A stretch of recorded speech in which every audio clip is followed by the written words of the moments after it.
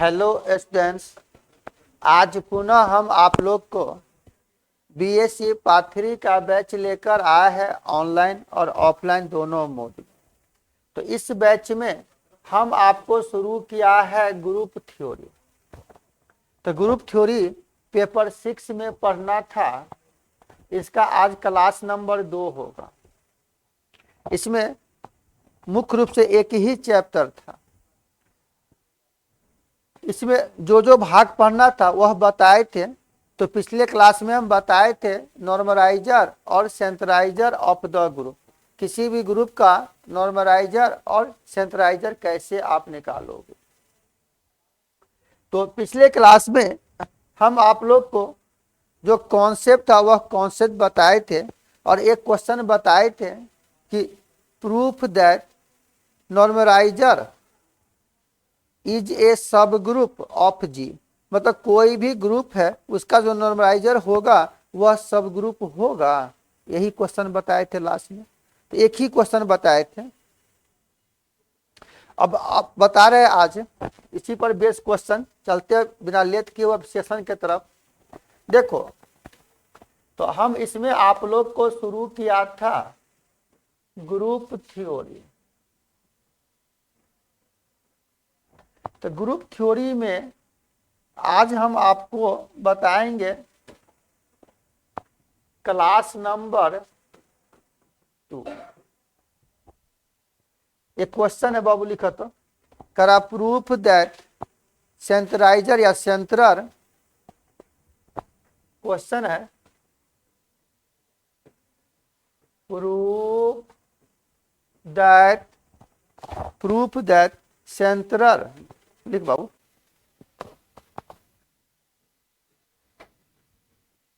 सेंट्रर Z G is a normal subgroup of G. बहुत ही अच्छा क्वेश्चन है। सारा कॉन्सेप्ट हम बताया आपको। क्वेश्चन क्या करा कि प्रूफ दैट सेंटर या सेंट्रर जेड जी। जेड मतलब इंटीजर का सेट है, जी मतलब कोई ग्रुप है। करा क्या वह नॉर्मल सब ग्रुप होगा किसी भी जी का। तो नॉर्मल सब ग्रुप का कॉन्सेप्ट हम परिभाषा बताए थे आपको कि ए एक्स ए इनवर्स या X inverse A into x also element Z का। तो वह जेड नॉर्मल सब ग्रुप होगा जी का। वही आपको प्रूफ कर देना था। तो हम आपको बता रहे थे यहाँ पर, यह भी VBI क्वेश्चन है। तो आप बारीकी से इस क्वेश्चन को देखिएगा। हम यहां से मान लिया कि लेट बुआ मान लेते यहां से कि लेट यह x1 और x2 यह एलिमेंट है जेड का। तब बताओ यह सेंटर है। तो कल हम आपको परिभाषा बताए थे सेंट्राइजर के बारे में या सेंटर ऑफ द ग्रुप। अगर वह सेंटर लोगे तो वह कम्यूटेटिव लॉ को पालन करना चाहिए। परिभाषा लिखाए थे हम आपको।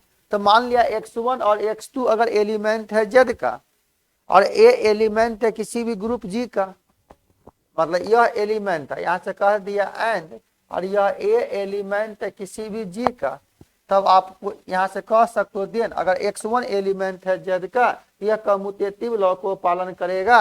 इसका मतलब a इंटू x1 बराबर x1 इंटू ए। एंड अगर x2 भी एलिमेंट है जेड का तो a इंटू x2 बराबर होगा x2 इंटू ए। क्या याद है? पिछले क्लास में बताए थे परिभाषा। देखो ना परिभाषा सेंटर वाला, दो परिभाषा बताए थे, एक सेट के रूप में और एक कम्यूटेटिव लॉ को पालन करेगा।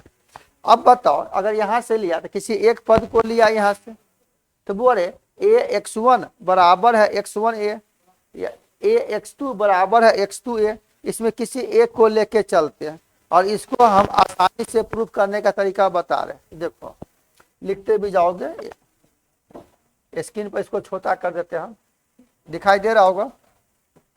अब हुआ यहां से लिया हम लोग नाउ मान लो इसी को लिया a इंटू x2 बराबर, या एक पद लो ना a इंटू x2 लिया, थोड़ा ध्यान दीजिएगा, a इंटू x2 बराबर हम ले लिया यहाँ से x2 इंटू ए, बोल रहे यहाँ a इंटू x2 है, तो x2 इनवर्स से हम लोग क्या करते हैं, एक बार लेफ्ट से भी गुना कर दो, एक बार राइट से भी गुना कर दो, यहाँ से हम लोग करते हैं। और ये जानते थे ना, अगर यहाँ से कहेंगे कि इफ अगर x2 एलिमेंट है z का तो इसका इनवर्स एलिमेंट होबे करेगा, यह x2 inverse also element z का। तो अब यहाँ से क्या किया हम लोग इसमें कि मल्टीप्लाई लिखते भी जाओगे कि x2 inverse in left and right side, मतलब दोनों तरफ हम गुना कर दिया, x2 इनवर्स यहाँ गुना कर दिया, यह x2 इनवर्स ये जगह a into x2 into x2 का इनवर्स, मतलब x2 इनवर्स से क्या किया, लेफ्ट से भी गुना किया राइट से भी गुना किया, इसमें भी गुना करेंगे बाबू, यह हो जाएगा x2 inverse into x2 into a into x2 का इनवर्स। अब हम यहां से क्या लेंगे,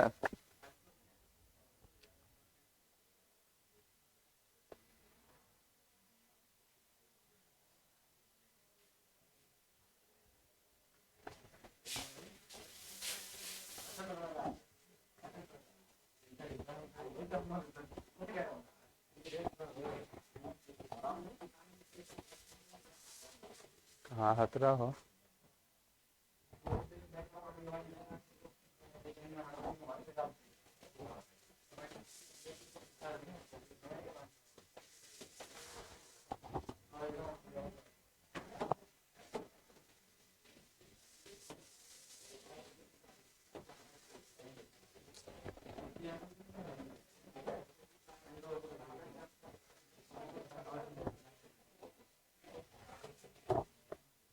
ठीक है। अब बताइए यहां से लिया हम लोग, अब क्या करते बाबू, एसोसिएटिव लॉ, तो एसोसिएटिव लॉ में सिर्फ ब्रैकेट चेंज करेंगे, तो आप इसको लिख सकते हो कि x2 इनवर्स इंटू ए, ध्यान दीजिएगा a इंटू यह हो जाएगा x2 इंटू x2 का इनवर्स, यह हो गया बाबू x2 inverse into x2 into a into x2 का इनवर्स।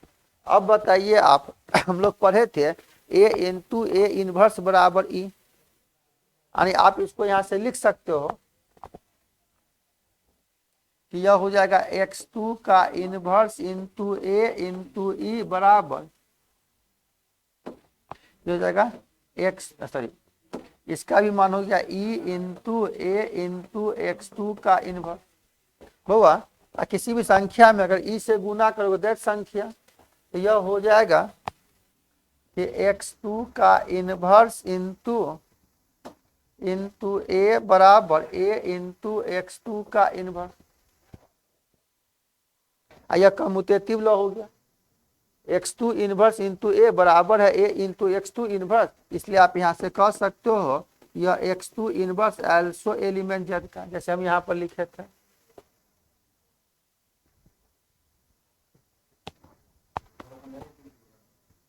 सब ग्रुप का कॉन्सेप्ट क्या पढ़े थे आप कि अगर z सब ग्रुप होगा तो मान लो कि अगर x एलिमेंट है z का तो x इनवर्स भी एलिमेंट होगा z का, तो वह सब ग्रुप हो जाएगा। और सब ग्रुप का परिभाषा क्या पता है, a इंटू एक्स इनवर्स बराबर एल्सो एलिमेंट जी का या z का।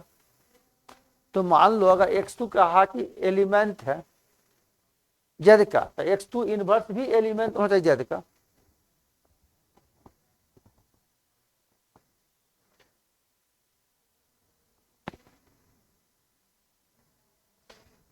नहीं याद पड़ा सब ग्रुप का परिभाषा, नोट में लिखा देते, आप पढ़े होंगे, बताए भी थे यहाँ पर सब ग्रुप का। क्या पढ़ते सब ग्रुप के लिए यहाँ से कि इफ अगर ए और बी अगर एलिमेंट है जी का या एच का, किसी का भी या एच का, तो यहाँ से कहेंगे देन यह A into B inverse also element H का, तब कहेंगे यह एच क्या है, सब ग्रुप है जी का, क्या, तब यहाँ से कहेंगे कि इसलिए तब कहेंगे एच इज ए सब ग्रुप ऑफ जी, यह एक सब ग्रुप है। तो यही परिभाषा हो गया सब ग्रुप का। तो वही चीज का है। अभी मान ले कि x2 इनवर्स एलिमेंट है z का, ये तो आ गलो। तो कोई भी एलिमेंट लिया, जैसे x1 और x2 एलिमेंट है z का, तो x1 into x2 inverse element होगा z का, तब कहेंगे वह सब ग्रुप है इसके अनुसार।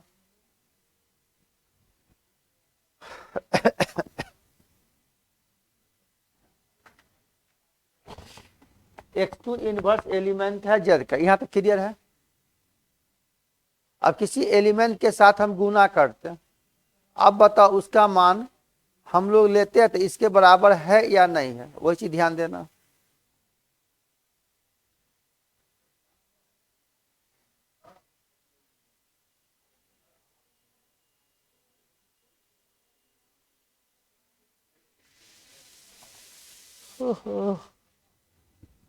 बताबे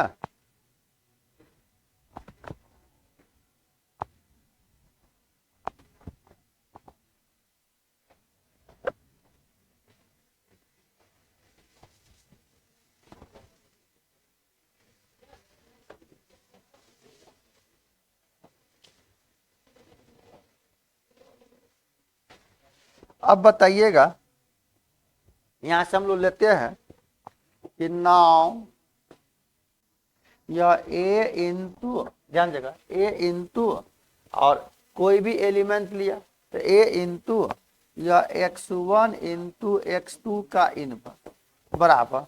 तो इसको तोड़ेंगे बाबू, तो आप इसको लिख सकते हो ना कम्यूटेटिव लॉ से, एसोसिएटिव लॉ से। ब्रैकेट को सिर्फ चेंज करेंगे तो क्या लिखेंगे आप इसको कि a into x1 into x2 का इनवर्स। क्वेश्चन में ही दिया हुआ, यह कम्यूटेटिव लॉ को पालन करेगा। कहने का मतलब यहाँ पर क्या लिखा है, अगर x1 एलिमेंट है z का और a एलिमेंट है g का, तो a इंटू x1 बराबर है x1 इंटू ए। यहाँ से a इंटू x1 की जगह आप यहाँ से लिख सकते हो ना बाबू कि x1 इंटू ए इंटू x2 का इनवर्स। फिर आप इसको लिख सकते हो ना, नहीं ध्यान दिया, यहाँ से चेंज हो जाएगा ना उस नियम के अनुसार। तो अब बताइए, यहां से मैंने कहा कि यह लिया है a से गुना कर इसके साथ लिया, तो इतना लिख दिया एसोसिएटिव लॉ से, इसको लिख दिया x1 इंटू ए इंटू x2 इनवर्स, इतना हम लिख सकते थे। फिर मान लेते हैं अगर यहां से लेते हो नियम, यहां से तो x1 बाहर कर दे तो इसको अंदर कर सकते हो, तो यह हो जाएगा x1 इंटू ए इंटू x2 का इनवर्स। फिर आप इसको लिख सकते हो, यह x1 यह हो जाएगा x2 का इनवर्स इंटू ए। फिर इसको इधर ले आओगे तो x1 इंटू x2 का इनवर्स इंटू ए। तो इससे हमको क्या निष्कर्ष निकला,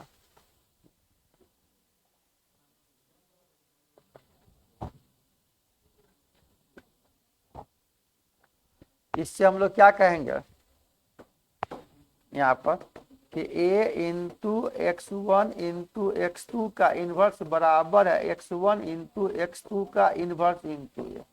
कम्यूटेटिव लॉ का पालन किया, a इंटू इतना बराबर इतना, इसलिए आप यहाँ से कह सकते हो x1 into x2 inverse also element z का। तो इससे यह निष्कर्ष निकल गया हम लोग को, यहाँ से कहेंगे कि इफ अगर x1 और x2 अगर एलिमेंट है z का, तो यहाँ से कहेंगे देन यह x1 into x2 inverse also element z का। इसका मतलब यह z क्या है, सब ग्रुप है g का, इसलिए यहाँ से कहेंगे देयरफॉर यह z इज ए सब ग्रुप ऑफ g, यह सब ग्रुप है z का। लेकिन हमको नॉर्मल सब ग्रुप कह रहा था कि यह z जो है ना वह नॉर्मल सब ग्रुप है जी का, तो पहले तो सब ग्रुप ला दिए, और नॉर्मल सब ग्रुप लेके के लिए आपको नियम याद रखना था a into x into A inverse, उस रूल को पालन कर जाएगा, अभी बता रहे हैं।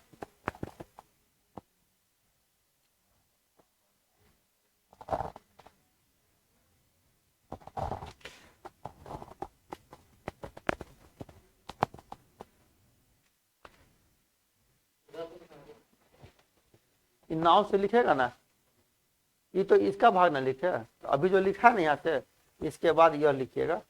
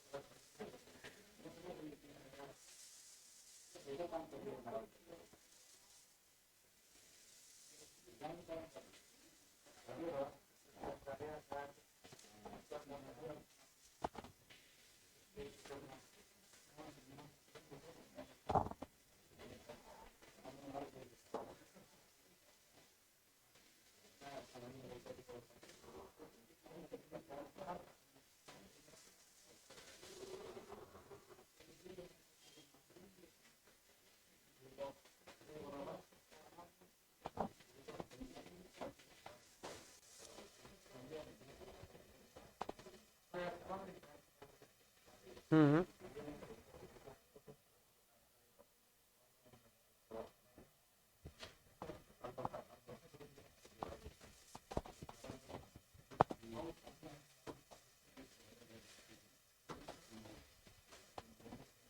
हो गया।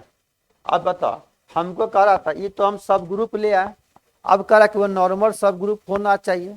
जब नॉर्मल सब ग्रुप होना चाहिए, इसका मतलब कि जो भी एलिमेंट लेंगे, तो हम बताए थे आपको नॉर्मल सब ग्रुप का परिभाषा देखो कि एक्स ए एक्स इनवर्स। तो मान लेते हैं यहां से बाबू,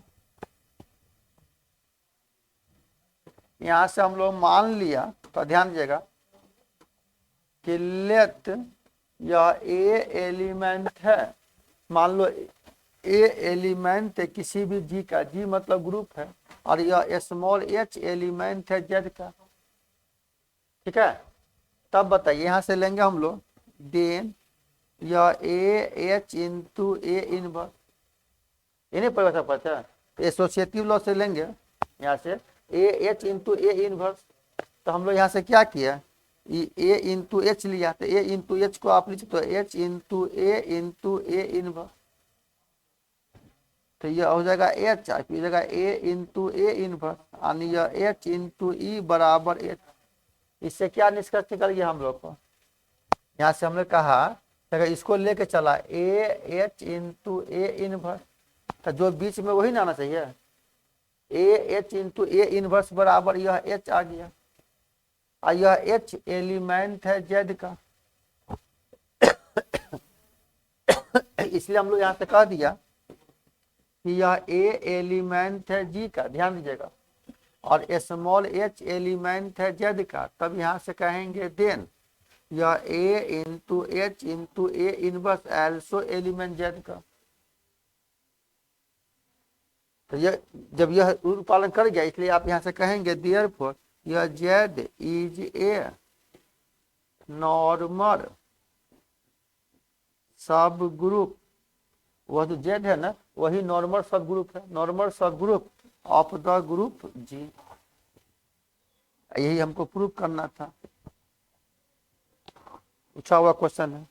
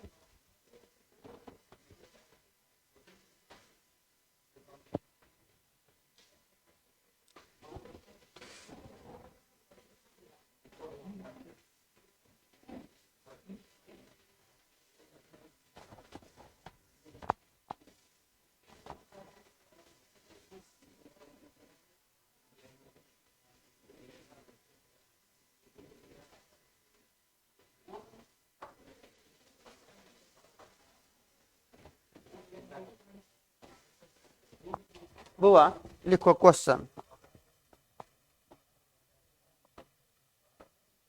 ये जो क्वेश्चन बता रहे हैं ना, मोस्ट VVI क्वेश्चन करा, लिखोगे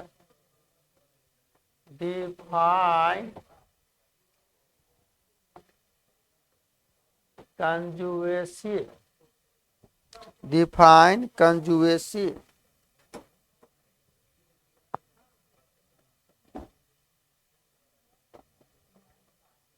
relation on a group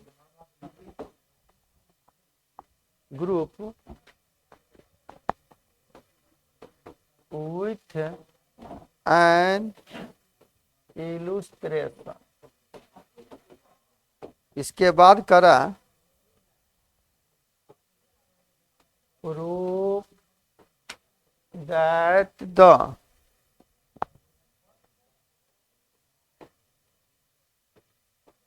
conjugacy of a group is an equivalence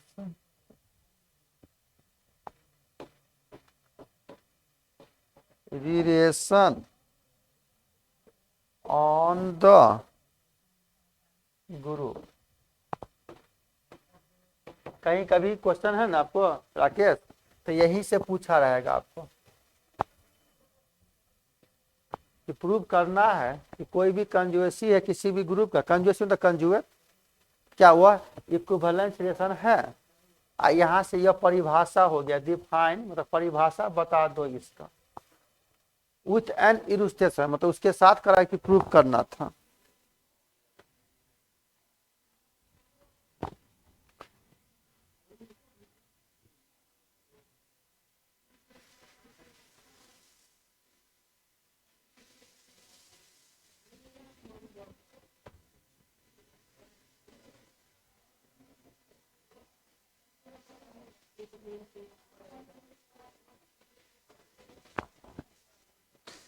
ये क्वेश्चन कई बार पूछा हुआ। देखो अभी जो बता रहे ना, यही क्वेश्चन बता रहे हैं अभी।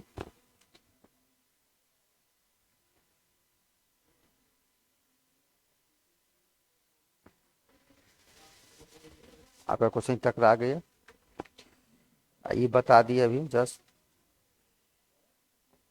बुआ क्या कहा है यहाँ पर क्वेश्चन कि परिभाषा बताना है कंजुगेसी रिलेशन ऑन द ग्रुप का, फिर कह रहा प्रूव करना है कि वह इक्विवेलेंस होना चाहिए। तो आपने 12 में ही पढ़ा था, इक्विवेलेंस रिलेशन होने के लिए वह रिफ्लेक्सिव होना चाहिए, सिमेट्रिक होना चाहिए और ट्रांजिटिव होना चाहिए। तो परिभाषा हम बता देते हैं।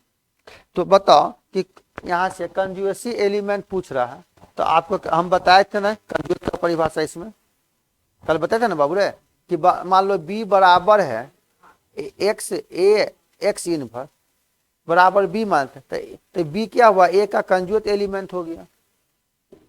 तो कहने का मतलब यहाँ परिभाषा पूछ रहा है, इसका परिभाषा क्या होगा, पहला पार्ट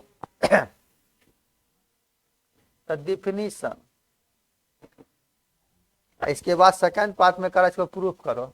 तो परिभाषा लिखो तो बाबू, हम मान लिया कि कोई भी एक ग्रुप है तो उसका कुछ ना कुछ तो एलिमेंट होगा, तो उसका कंजुगेट एलिमेंट कुछ ना कुछ होगा। लिखोगे यहाँ कि एन एलिमेंट, मान लेते हैं हम लोग कि यह एक कोई भी एलिमेंट है उस ग्रुप जी का, यह अगर कंजुगेट होगा विल बी ए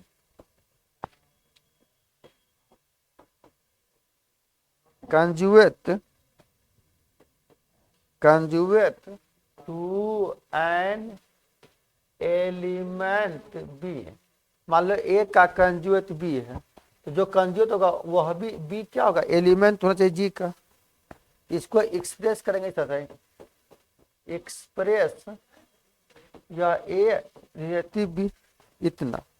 इसका मतलब हो गया इफ देयर एग्जिस्ट सम, मतलब कुछ एलिमेंट मान लेते एक्स है, या एक्स भी क्या एलिमेंट है जी का, तो यहाँ से कहेंगे सच दैट इस प्रकार का कंजुएट होगा। इसका मतलब हो गया ए बराबर एक्स बी इंटू एक्स, तब हो गया कि ए का कंजुएट बी है, मतलब यह बराबर है ए बराबर x b into x inverse, और इसी रिलेशन को कहा जाता है and this relation is called relation of conjugation.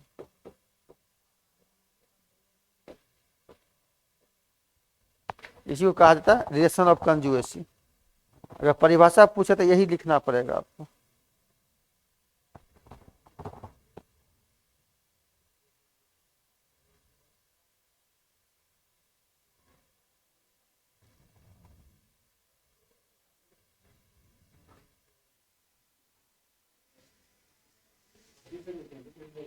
हाँ,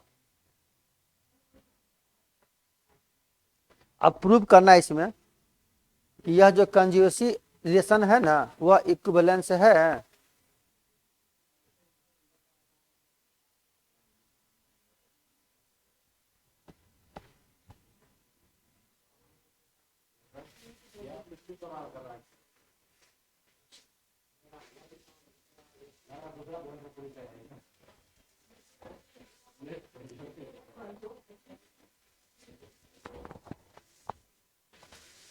हो गया।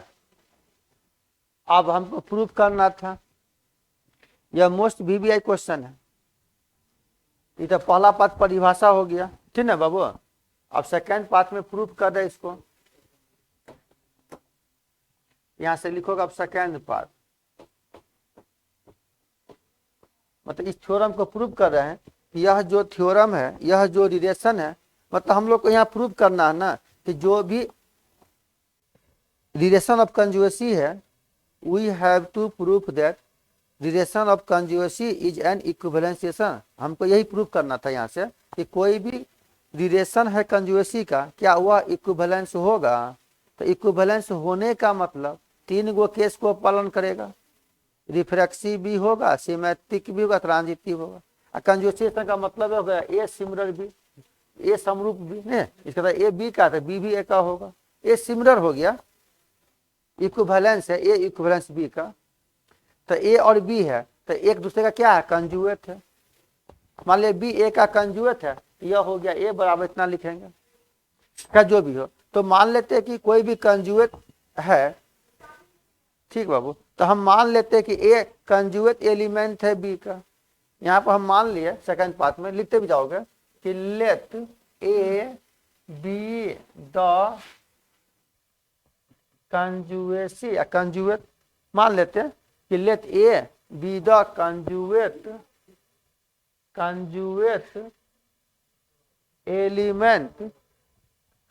Element to b. मान लिया ए बी का कंजुगेट, बी ए का कंजुगेट। यहाँ से मान लिया कि कंजुगेट है, तो तो कहेंगे ना बाबू रे कि यह ए बी और बी भी एलिमेंट है जी का। कंजुगेट है तभी एलिमेंट होगा।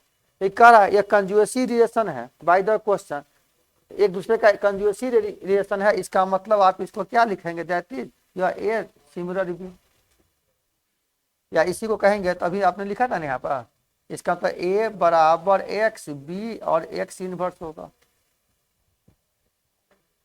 तब यह जो रिलेशन है ना, करा कि प्रूव करना है, यह रिलेशन जो इक्विवेलेंस क्लास अथी है, यह जो कंजुगेसी ऑफ रिलेशन है, हमको यही ना प्रूव करना बाबू। यहाँ से we have to show that, prove करना है conjugacy of relation is an equivalence relation, यह इक्विवेलेंस रिलेशन है। और इक्विवेलेंस रिलेशन होने के लिए यह रिलेशन क्या होना चाहिए, रिफ्लेक्सिव भी होना चाहिए, सिमेट्रिक भी होना चाहिए, तो ट्रांजिटिव भी होना चाहिए। याद पड़ा, इक्विवेलेंस रिलेशन होने के लिए वह 3 केस को पालन करना चाहिए कि रिफ्लेक्सिव भी होना चाहिए। और याद कर राकेश, रिफ्लेक्सिव में पढ़ा था आपने कि दोनों नियामक आपस में सेम, कोई भी एलिमेंट अपने आप का इक्विवेलेंस हो सकता, कोई भी एलिमेंट अपने आप का इक्विवेलेंस हो सकता।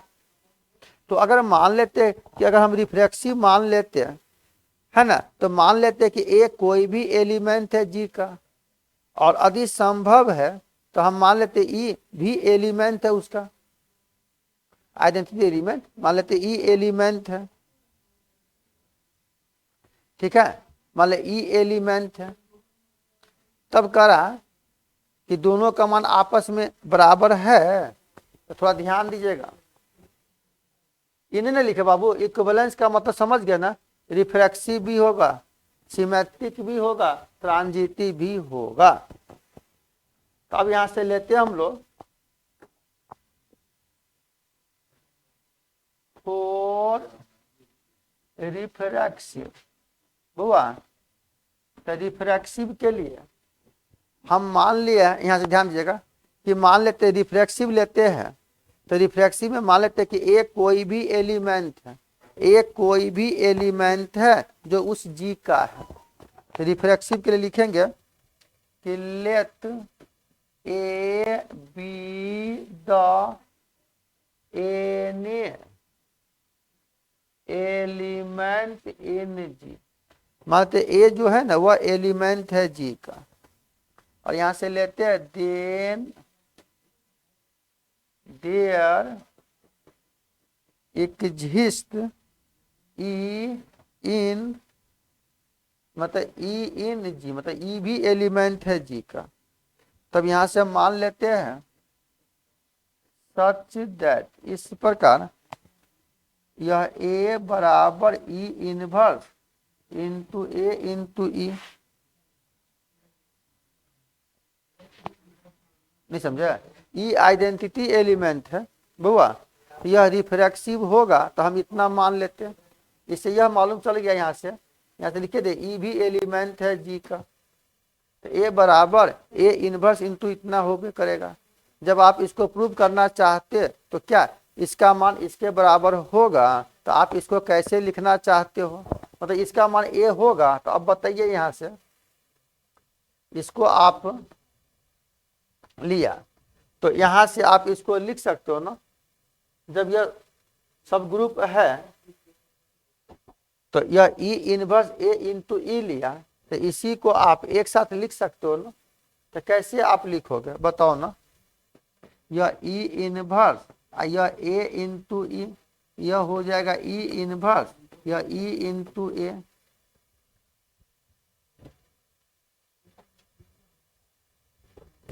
तो फिर हमने कहा यहां से यह हो जाएगा E inverse into E into A, ये हो जाएगा ई इंटू ए बराबर ए।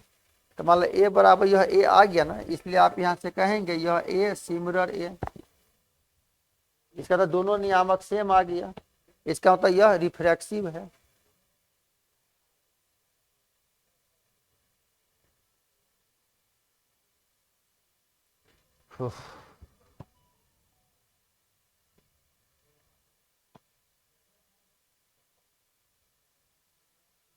अब यहां पर लेंगे बाबू,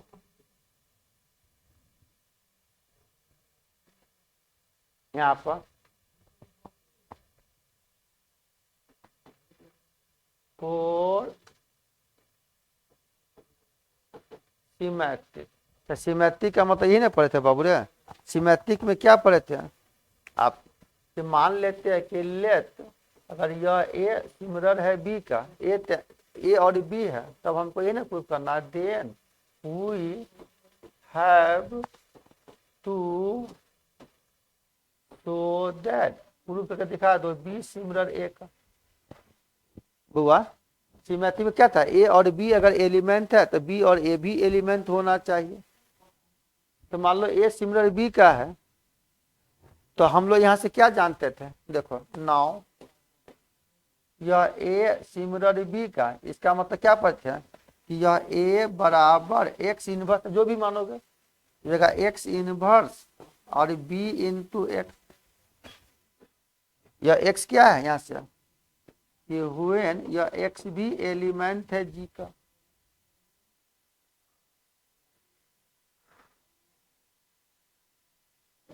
अब बताइए जब यह ए बराबर इतना लिया और यह x inverse b into x लिया, ठीक है बाबू, तो मान लेते हैं जो भी ए बराबर x inverse b into x लिया, जो भी लेते हो, तो यह क्या है, यह फॉर्मूला होता है यह कि ए बराबर x inverse b into x, जहां एक्स एलिमेंट है जी का। अब मान लेते हैं कि अगर यहां से जो भी एलिमेंट लेते हो, कोई भी एलिमेंट हुए नहीं होगा एक्स एलिमेंट जी का,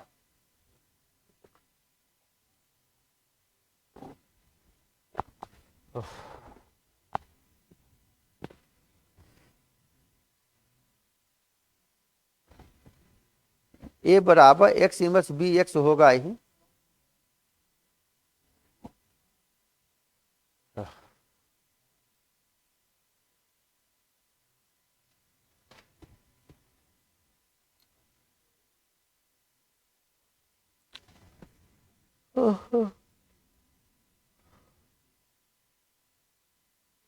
हो गया।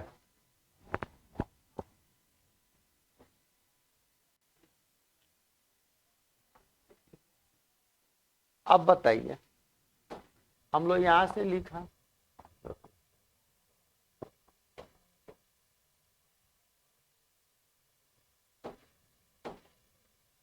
बुआ, अब यहाँ पर हम लोग लेते हैं, तो ध्यान देगा यहाँ से लिया कि यह एक्स ए एक्स इनवर्स, यह एक्स बुआ रे एक की जगह आप लिख सकते हो x inverse b into x.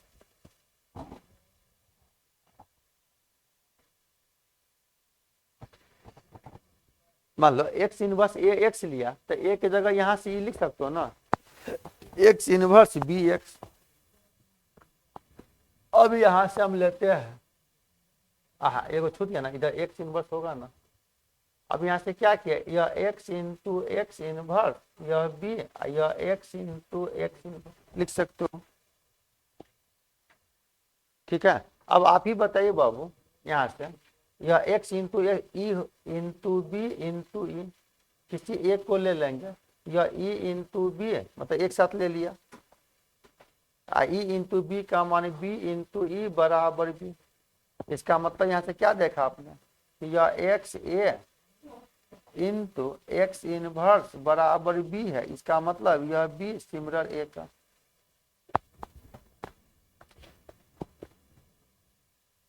इसे मालूम चल गया कि ए सिमरर बी है तो बी सिमरर ए भी आ गया। इसका मतलब ये ना निष्कर्ष निकला हो इससे, इसका मतलब हो गया कि ए सिमरर बी का, इसलिए कह देंगे देन यह बी सिमरर ए का, तो यह सिमेट्रिक है। अब ट्रांजिटिव लेंगे, तो ट्रांजिटिव में क्या पड़ता है ए और बी, बी और सी, तो बी बी छोड़ दो ए और सी। ट्रांजिटिव ए और बी एलिमेंट है, बी और सी है, तो ए और सी भी होना चाहिए। तो मान लेते ए बी का कंजुएट है, कंजुएसी एलिमेंट है, बी सी का है, तो प्रूव करो ए सी का होगा।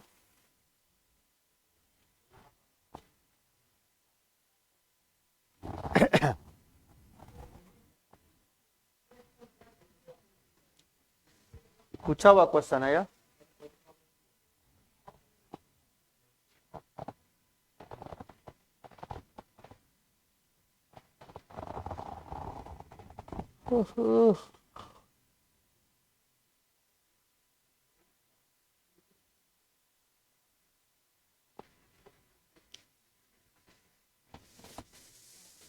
हो गया, समझ में आ रहा ना हो। ये पूछा हुआ क्वेश्चन है, देखो क्वेश्चन बैंक में।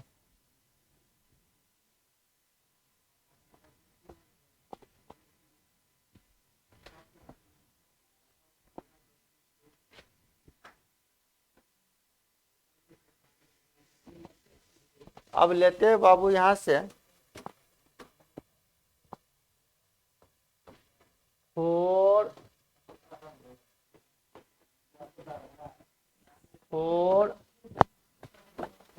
ट्रांजिटिव। तो ट्रांजिटिव में हम मान लेते हैं कि कोई भी दो रिलेशन दिया हुआ हमको, ट्रांजिटिव में मान लेते हैं, लेटेस्ट वी टेक कोई भी दो रिलेशन मान लेते हैं, let's we take two relation. मान लिया यह दो रिलेशन है हम लोग को, क्या यह ए रिलेशन बी का एंड बी रिलेशन सी का, तब हमको प्रूव करना then we have to show that यह ए रिलेशन सी का, ए और बी है, बी और सी है, तो बी भी छोड़ो, ए और सी भी होना चाहिए। वाह, तो अब बताओ अगर यह ए और बी है, ए और बी है, तो इसका मतलब क्या पढ़े थे आप यहां से, वी हैव पढ़ाए थे यह ए रिलेशन बी का, इसका मतलब क्या कहे थे कि ए बराबर x inverse b into x. नहीं समझा? मान लो ए रिलेशन बी का है, तो अभी आपने पढ़ा था कि ए बराबर x inverse b into x, जहां फॉर ऑल यह एक्स एलिमेंट है जी का, और यहां से मान लेते एंड यह बी रिलेशन सी का है। जब बी रिलेशन सी का है, इसका मतलब यह हो जाएगा बी बराबर यहाँ कुछ मान लो वाई इनवर्स और सी इंटू वाई, यहाँ से कहेंगे फॉर ऑल वाई एलिमेंट है जी का।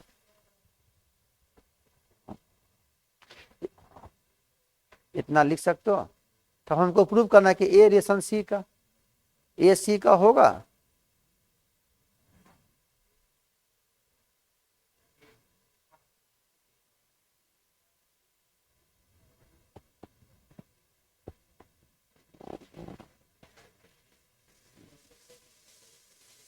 बहुत अच्छा क्वेश्चन है।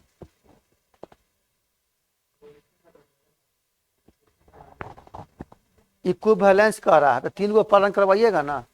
एक तो पहला केस परिभाषा हो गया, कभी कभी क्वेश्चन परिभाषा नहीं पूछा हुआ है, इसके गेस पेपर में दिया था कि परिभाषा के साथ दे दिया था, इसलिए परिभाषा लिखा दिया।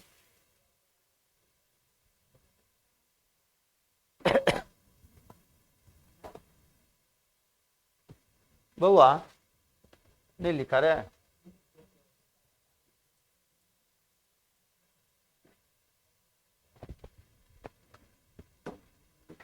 अब बताइएगा आप यहाँ पर ए बी है, बी सी है, तो हमको ए और सी होना चाहिए।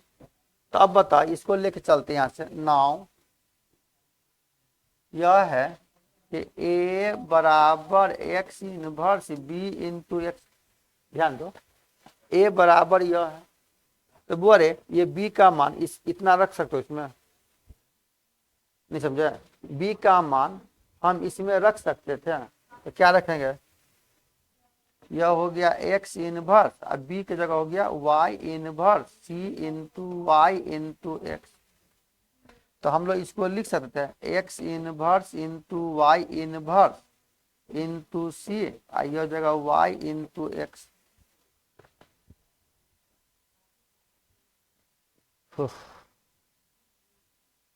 इतना लिख सकते थे। समझिए, एक चीज बताओ तो बाबू, आपने पढ़ा था जब पार्ट 2 में पढ़े थे, तो हम बताए थे ए इंटू बी पूरा का इनवर्स, तो आपने पढ़ा था बी इनवर्स इंटू ए इनवर्स, जहाँ कहे थे फॉर ऑल ए और बी एलिमेंट किसी भी से। प्रूफ भी किया था ग्रुप में, ग्रुप में प्रूफ भी किया था आपने। तो अब बताइए आप इसको, हम लोग इसको लिख सकते बाबू कि x inverse into Y inverse, जो बाद में पहले जो पहले बाद में, इसका मतलब यह हो जाएगा वाई और एक्स का इनवर्स और सी इंटू वाई और एक्स। तो एक्स वाई या वाई एक्स को अगर एक एलिमेंट मान लेते हो, अगर इसको एक एलिमेंट मान ले, तुम एक से मान लेना, या मान मन में सोचना यह एक से है, तो x inverse C into x बराबर सी। तो कहने का मतलब इसके जगह जो एलिमेंट लेंगे, इसका मतलब तो हम यहाँ से कह सकते थे, आप ये जानते थे ना यहाँ से, क्योंकि मान लो कि y भी एलिमेंट है g का और x भी एलिमेंट है g का, तब आप कहेंगे then y into x also element g का। तो इसके अनुसार इतना बराबर आप c कहोगे, इसका मतलब a बराबर यह आ गया। इसका मतलब हम अगर यहाँ से डायरेक्ट कह दे तो आप इसको लिख सकते हो, इसका मतलब यह हो जाएगा a सिमिलर c का।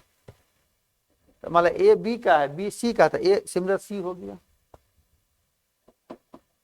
ये जगह ए सिमिलर सी का। तो यह जो रिलेशन आया, यह कंजुएसी जो है, यह इक्विवेलेंस हो जाएगा। तो हम लोग यहां से कह सकते हैं hence the relation of conjugacy is, relation of conjugacy is an equivalence relation, यह इक्विवेलेंस रिलेशन है, प्रूफ हो गया।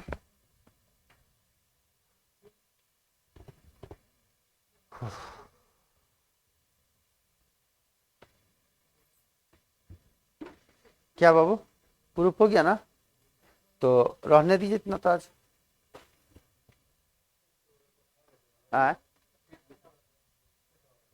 2 सवाल पढ़ा है ना, रहने दीजिए।